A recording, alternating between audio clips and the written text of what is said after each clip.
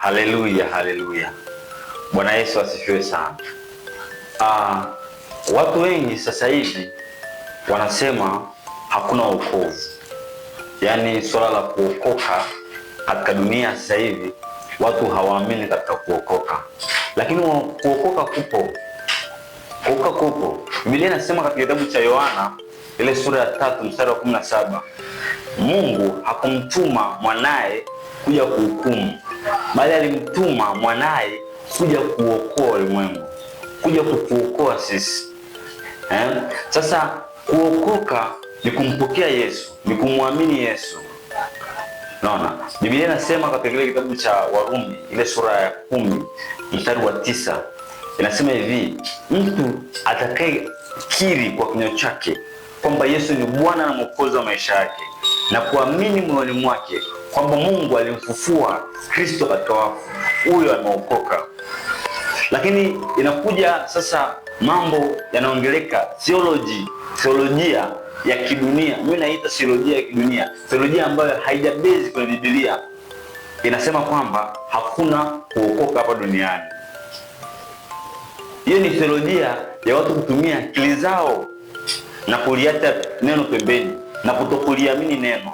Lakini neno linasema hivi: ukikiri kwa kinywa chako kwamba Yesu ni Bwana na Mwokozi wa maisha yako na ukaamini kwamba Mungu alimfufua Kristo katika wafu, umeokoka.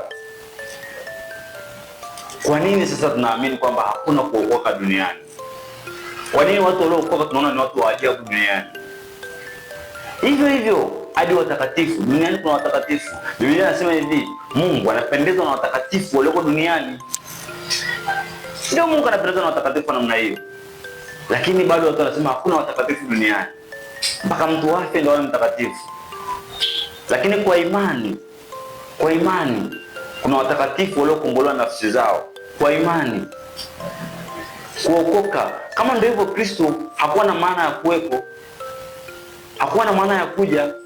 Kwenye Agano la Kale wana wa Israeli walimkosea Mungu. Mungu akatuma nyoka wa moto, wakawauma, wakawa wanakufa.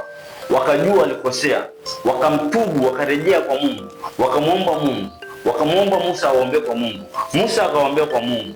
Mungu akamwambia Musa atengeneze nyoka wa shaba na amuinue juu, na kila atakayemwangalia nyoka atapona. Haijalishi kama nyoka amekung'ata au hajakung'ata, utakapomwangalia nyoka kwa imani unapona, unaokoka.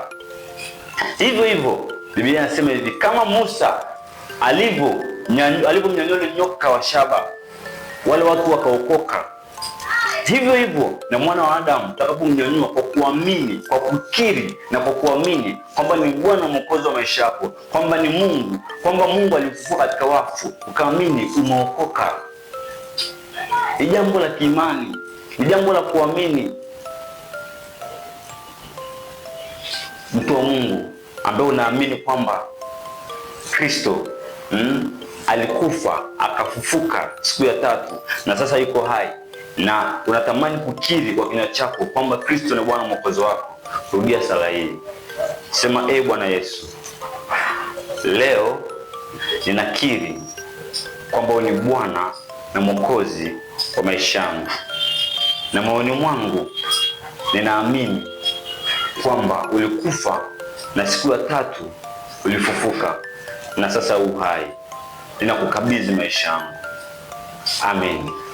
Acha nikubariki. Mungu, nakushukuru kwa ajili ya mtu huyu ambaye leo amerudia maneno haya, ambaye leo amekiri kwamba ni Bwana na Mwokozi wa maisha yake, na moyoni mwake ameamini kwamba uhai, ulikufa na ukafufuka. Baba, leo naomba ukambariki maisha yake. Leo naomba ukaanze maisha yake mapya na wewe. Mungu, leo naomba ukatembee na yeye. Naomba ukambariki kwa viwango vikubwa. Naomba ukamrehemu na kumsamehe dhambi zake. Futa jina lake kwenye kitabu cha hukumu na ukaliandike jina lake kwenye kitabu cha uzima. Na kushukuru Mungu maana umembariki. Asante maana watu wako wameokoka. Asante maana wamepokea uzima wa milele. Ni katika jina la Yesu Kristo. Amen. Mungu akubariki sana. Hongera sana maana umempokea Yesu kuwa Bwana na Mwokozi wa maisha yako. Ubarikiwe sana. Amen.